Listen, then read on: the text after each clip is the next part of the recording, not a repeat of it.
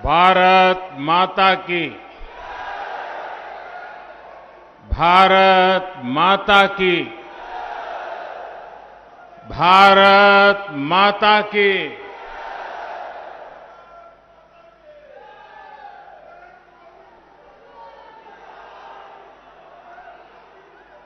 सीता मैया,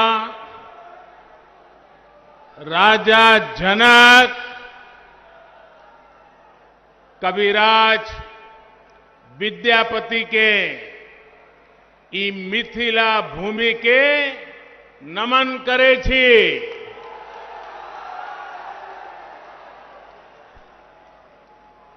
ज्ञान, धान, पान, मखान से समृद्ध हुई ई गौरवशाली धरती पर अपने सबके अभिनंदन करे छी।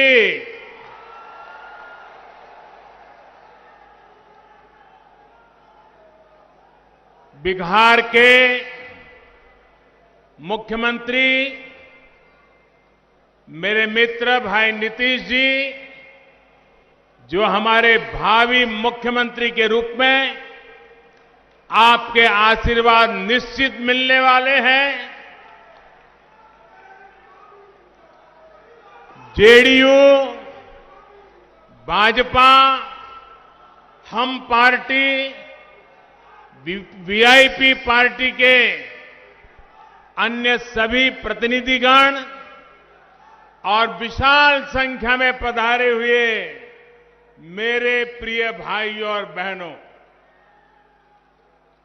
बिहार की पवित्र भूमि पर मैं राजा सलहेश, वीर शिरोमणि बाबा चौहरमल, राह बाबा और गोरैया बाबा को भी नमन करता हूं। बाबा चौहरमल और तमाम संत जनों के आशीर्वाद से ही सबका साथ, सबका विकास, सबका विश्वास आज देश के विकास का आधार है। साथियों, आज यहां दरभंगा के अलावा मधुबनी और समस्तीपुर सहित अनेक विधानसभा क्षेत्रों से आप सभी हमें आशीर्वाद देने के लिए आए हैं। मैं आपका हृदय से अभिनंदन करता हूं। साथ साथ हजारों साथी अलग अलग इलाकों में डिजिटल माध्यम से भी आज हमारे साथ जुड़े हैं। आप सभी भाइयों बहनों को, आपके उत्साह को, आपके संकल्प को, बिहार के प्रति आपके समर्पण को मैं आज आदरपूर्वक प्रणाम करता हूं। भाइयों और बहनों, आज पहले चरण का मतदान चल रहा है। जहां जहां मतदान हो रहा है, उन सभी साथियों से मेरा आग्रह है कि कोरोना से बचने के लिए पूरी सावधानी बरतें। चुनाव के व्यस्त कार्यक्रमों के बीच हमारे सहयोगी और वीआईपी पार्टी के अध्यक्ष मेरे मित्र भाई मुकेश साहनी जी को कोरोना हो गया। बिहार के उप मुख्यमंत्री भाई सुशील मोदी जी को भी कोरोना से लड़ना पड़ रहा है। मैं बिहार के किसी भी राजनीतिक दल के कार्यकर्ता जो इस गहमा गहमी के समय कोरोना से ग्रस्त हैं, तो मैं उन सबके स्वास्थ्य लाभ के लिए प्रार्थना करता हूं। बिहार के नागरिक भी इस कोरोना के संकट काल से अगर कोई बीमार है तो जल्द स्वस्थ हो जाए, यही मैं प्रार्थना करता हूं। साथियों, महाकवि विद्यापति ने इस क्षेत्र के लिए एक बार मां सीता जी से प्रार्थना की थी और विद्यापति जी ने मां सीता जी से कहा था, जन्म भूमि अच्छी मिथिला, समारू है मां, कनी आबी अपन नहर निहारू है मां। विद्यापति जी ने तब के मिथिला की स्थिति पर मां से आग्रह किया था। अब आज हम देखें तो बीते 15 वर्षों में बिहार नीतीश जी के नेतृत्व में बहुत आगे बढ़ा है। आज मां सीता अपने नैहर को तो प्रेम से निहार ही रही होगी, अयोध्या पर भी आज यहां की नजर अवश्य होगी। सदियों की तपस्या के बाद अब आखिरकार अयोध्या में भव्य राम मंदिर का निर्माण शुरू हो गया है।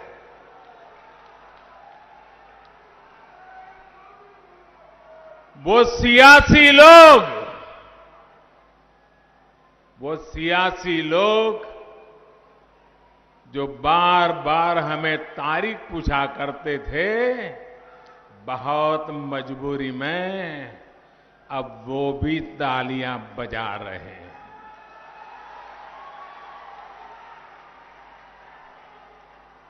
मां सीता के इस क्षेत्र में आकर मैं यहां के लोगों को राम मंदिर निर्माण की बहुत बहुत बधाई देता हूं, क्योंकि आप उसके प्रमुख हकदार हैं। भाइयों और बहनों, भाजपा की पहचान है, एनडीए की पहचान है, जो कहते हैं वो करके दिखाते हैं। देश में पहली बार ये हुआ है जब मैनिफेस्टो को उठाकर ये आकलन लगाया जा रहा है कि अब आगे कौन सा कदम सरकार उठाने वाली है। हमने कहा था हर किसान के बैंक खाते में सीधी मदद भेजेंगे। आज करीब करीब 1 लाख करोड़ रुपए की सीधी मदद किसान के खाते में जमा कराई जा चुकी है। हमने कहा था हम गरीब का बैंक खाता खोलेंगे। आज 40 करोड़ से ज्यादा गरीबों का बैंक खाता खुल चुका है। हमने कहा था हर गरीब बहन बेटी की रसोई में मुफ्त गैस कनेक्शन पहुंचाएंगे। उज्ज्वला योजना ने बिहार की भी करीब 90 लाख महिलाओं को लकड़ी के धुएं से मुक्त किया है। हमने कहा था हर गरीब को 5 लाख रुपए तक के मुफ्त इलाज की सुविधा देंगे। आज बिहार के भी हर गरीब को ये सुविधा मिल रही है। और भाइयों और बहनों, कोरोना के इस संकट काल में हमने ये भी कहा था कि हर गरीब को मुफ्त में अनाज देंगे। 130 करोड़ का देश दुनिया को अचरज हो रहा है। 8 महीने तक इस देश का कोई व्यक्ति भूखा न सो जाए, इतनी बड़ी व्यवस्था कोरोना के संकट काल में भी हम कर पाए। आज बिहार के भी गरीबों के लिए दिवाली और छठ पूजा तक मुफ्त में राशन की व्यवस्था की गई है। बाढ़ के दिनों में सरकार की इन योजनाओं ने गरीबों की बहुत मदद की है। साथियों, इस क्षेत्र में पानी से होने वाली बीमारियों की दिक्कत हमेशा से ही रही है। इस दिक्कत का एक बड़ा इलाज है हर घर पीने का शुद्ध पानी पहुंचे। बीते समय में पूरी ताकत से बिहार में ये काम किया गया है। अगर मैं दरभंगा और मधुबनी की ही बात करूं तो इस क्षेत्र में 11 लाख से ज्यादा घरों को पाइप कनेक्शन से जोड़ा गया है। बहुत जल्द बिहार देश के उन राज्यों में होगा जहां पर घर में पीने का साफ पानी पाइप से ही पहुंचेगा। तब ये गंदे पानी से होने वाली बीमारी नहीं होगी। किसी मां को अपना लाल, अपनी लाडली को खोना नहीं पड़ेगा। हमने ये संकल्प लिया है और इसे भी पूरा करके दिखाएंगे। भाइयों और बहनों, एनडीए का यही ट्रैक रिकॉर्ड आज बिहार के जन जन को आश्वस्त करने वाला है। एनडीए ने, भाजपा ने विकास का जो रोड मैप अपने मैनिफेस्टो में खींचा है, उस पर तेजी से अमल होगा, ये तय है। आत्मनिर्भर बिहार का जो संकल्प लिया है, उस पर हम और तेजी से आगे बढ़ेंगे। दरभंगा में एम्स बनने से मिथिलांचल को बहुत बड़ी सुविधा मिलेगी। दरभंगा एम्स के लिए 1200 करोड़ रुपए से ज्यादा मंजूर किए गए हैं। एम्स बनने से यहां के लोगों को बेहतर स्वास्थ्य सुविधाएं तो मिलेगी ही, मेडिकल की पढ़ाई की सीटें भी बढ़ेगी। इसी तरह सॉफ्टवेयर पार्क बनने से भी यहां के प्रतिभाशाली युवाओं को टेक्नोलॉजी के क्षेत्र में अधिक से अधिक अवसर मिल रहे हैं। दरभंगा में एयरपोर्ट की आधुनिक सुविधाएं मिलने से पूरे मिथिलांचल की कनेक्टिविटी और सशक्त होगी। रामायण सर्किट का अहम हिस्सा होने के कारण मिथिलांचल में पर्यटन, तीर्थाटन की संभावनाओं का विस्तार होगा। आत्मनिर्भर बिहार में उद्योगों के लिए नए अवसर बनेंगे। युवाओं के लिए रोजगार, स्वरोजगार के अवसर बनेंगे। गरीबों के लिए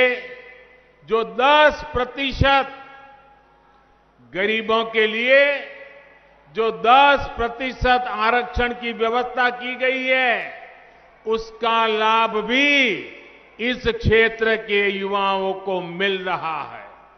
इसके साथ ही सरकार ने हमारे दलित, पिछड़े, अति पिछड़े भाई बहनों के लिए आरक्षण को जो अगले 10 साल के लिए बढ़ा दिया है, वो भी यहां के नौजवानों के लिए लाभकारी है।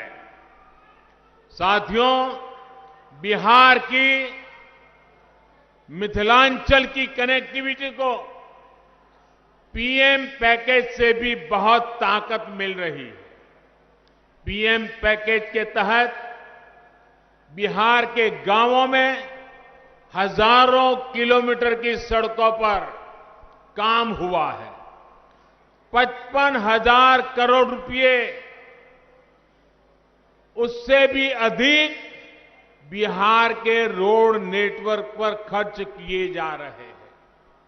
दरभंगा, मधुबनी, सीतामढ़ी के आसपास में रोड कनेक्टिविटी ठीक करने के लिए सड़कों पर तेजी से काम चल रहा है।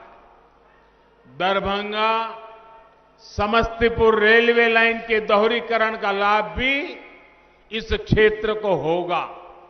साथियों, पहले के समय जो लोग सरकार में थे, उनका मंत्र रहा है, पहले जो सरकार में थे उनका मंत्र रहा है, पैसा हजम, परियोजना खत्म।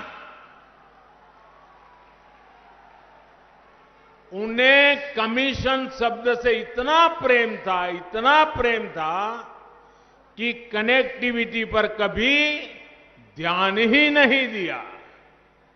मिथिलांचल को जोड़ने वाले कोसी महासेतु के साथ क्या क्या हुआ, ये मेरे से ज्यादा आप सभी मेरे भाई बहन जानते हैं, भली भांति जानते हैं। 2003 में जब हमारे मित्र नीतीश जी अटल जी की सरकार में रेल मंत्री थे, अटल जी प्रधानमंत्री थे, तब इस क्षेत्र मांग को पूरा करते हुए अटल जी ने महासेतु का काम शुरू करवाया था। लेकिन उनके बाद जिस तरह इस पर काम हुआ, उससे लगता था कि मिथिलांचल की जनता का ये सपना ही रह जाएगा। केंद्र में एनडीए की सरकार बनने के बाद और यहां नीतीश जी की ताकत मिलने के कारण कोसी महासेतु का काम कई गुना तेजी से आगे बढ़ा और कुछ दिन पहले ही मुझे कोसी महासेतु के लोकार्पण का सौभाग्य मिला। इससे 300 किलोमीटर की दूरी 20-22 किलोमीटर तक सिमट गई है। अब 8 घंटे की यात्रा सिर्फ आधे घंटे में ही पूरे होने लगी है। साथियों, ऐसी सुविधाएं किसान, व्यापारी, उद्योग जगत, विद्यार्थियों को, हर किसी को लाभ देती है और युवाओं के लिए रोजगार के साधन पैदा करती है। बिहार के लोगों को, मिथिलांचल के लोगों को विकास के ऐसे ही कामों की रफ्तार बढ़ाने के लिए मतदान करना है। साथियों, बिहार के विकास के व्यापक रोडमैप का अगला चरण है आत्मनिर्भर बिहार, आत्मनिर्भर मिथिलांचल। यहां मिथिला पेंटिंग, कृषि, डेयरी उद्योग, मछली के उत्पादन और कारोबार से जुड़ी अनेक संभावनाएं हैं।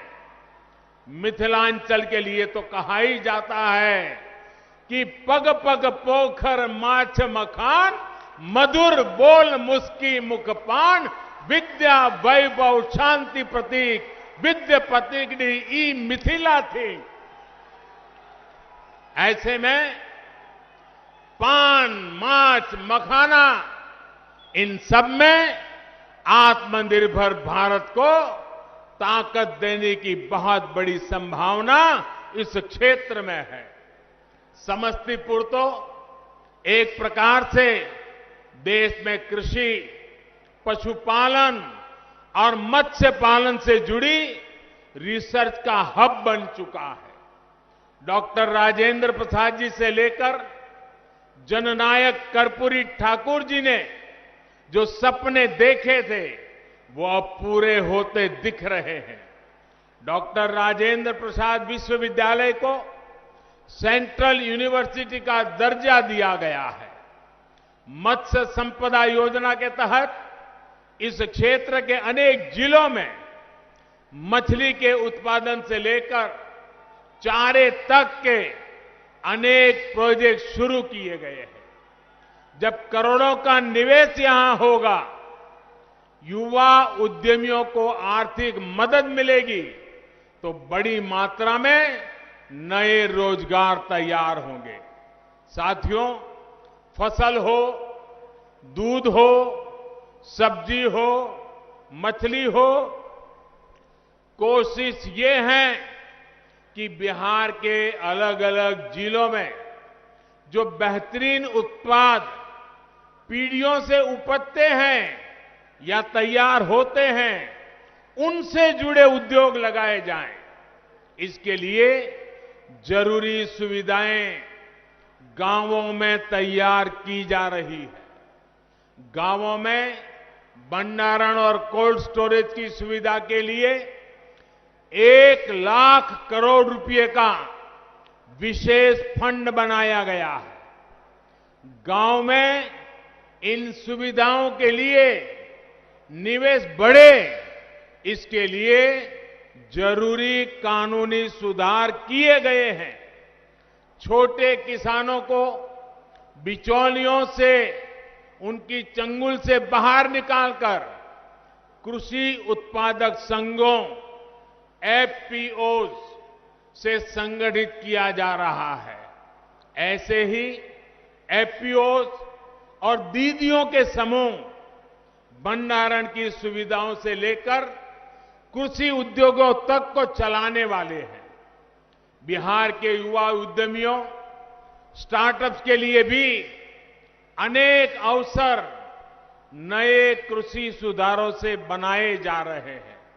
साथियों, दरभंगा सहित मिथिलांचल के एक बड़े हिस्से में आप अगले चरण में मतदान करेंगे।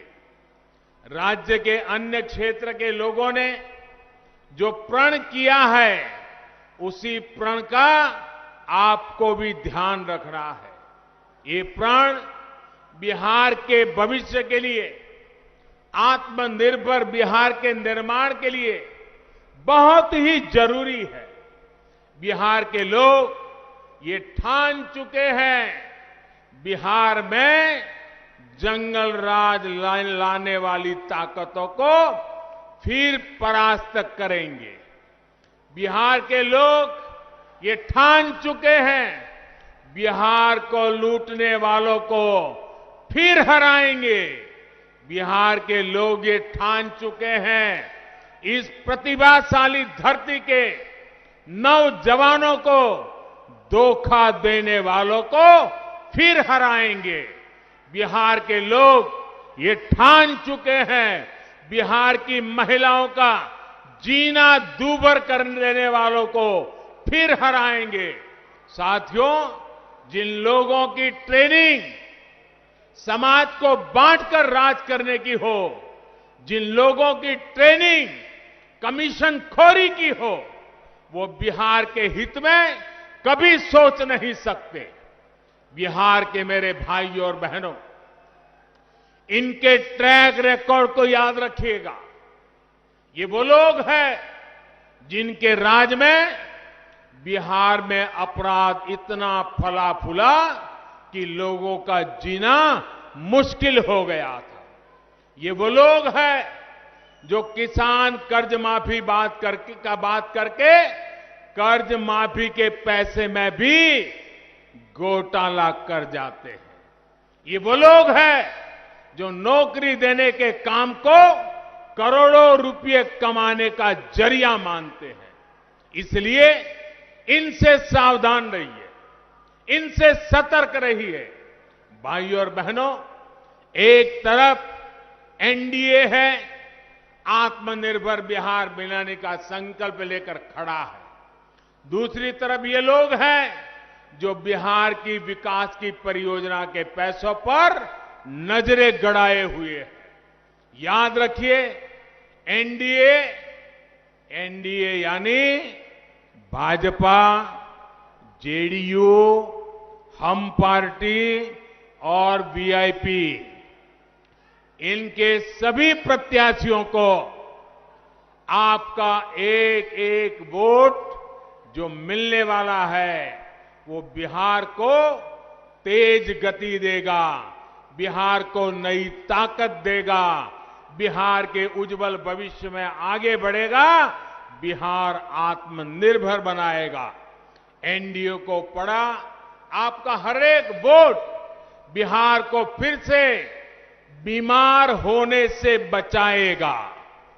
इन्हीं संकल्पों के साथ माता जानकी को प्रणाम करते हुए फिर से मैं आप सबका बहुत बहुत आभार व्यक्त करता हूं। मेरे साथ पूरी ताकत से बोलिए, भारत माता की, भारत माता की, भारत माता की, भारत माता की।